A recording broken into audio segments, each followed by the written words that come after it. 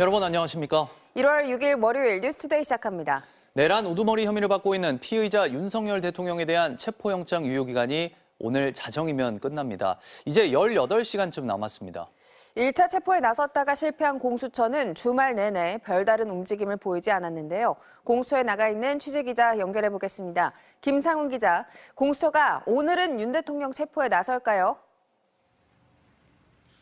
네, 오늘이 마지막 기회인 만큼 그럴 가능성이 높아 보입니다. 하지만 이른 아침이라 그런지 아직 별다른 움직임은 포착되지 않았습니다.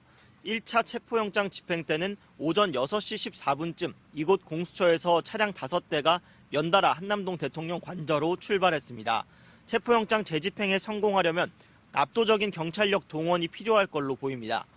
1차 집행 때는 공수처와 경찰이 100여 명에 그쳐 갑절에 이르는 경호처 벽을 뚫지 못했는데요. 윤 대통령이 경호처 인간띠와 대형 버스 등 차벽 뒤에 숨은 겁니다.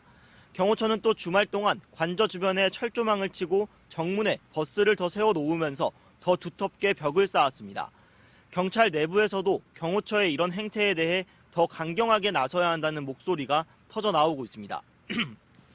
전국경찰직장협의회는 대통령 체포영장 집행 방해 사태는 대한민국 법치주의 존립을 위협하는 중대한 사건이라며 전국 경찰 특공대 등 모든 자원을 총동원해 체포영장을 집행하라고 촉구했습니다. 윤 대통령 측에서 체포영장에 대해 낸 이의 신청에 대해 법원이 어제 기각하면서 공수처로서는 체포영장 집행 명분도 더 충족이 된 상황입니다.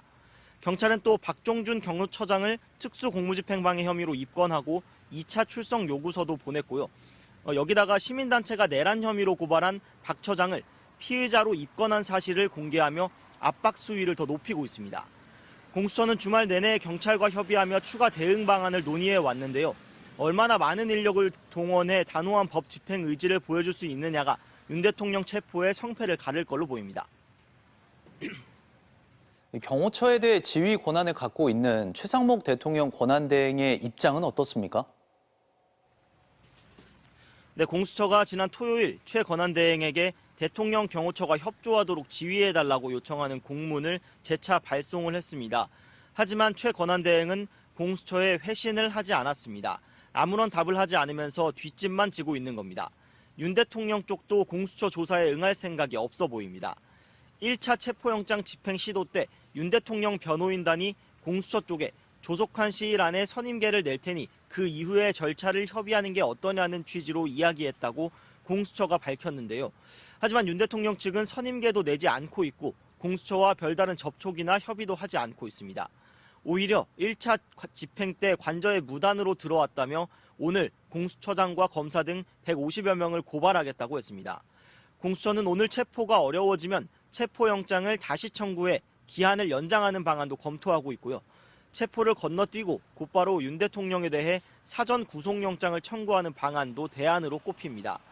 하지만 구속영장이 청구가 되더라도 윤 대통령이 심사를 포기하고 불출석해버린다면 지금과 상황이 똑같아집니다. 공수처가 윤 대통령의 신병을 확보하지 못하고 조사 한번 하지 못한 채 수사를 마무리한다면 공수처는 사실상 조직의 존폐 위기까지 몰릴 수 있는 상황입니다. 지금까지 공수처에서 전해드렸습니다.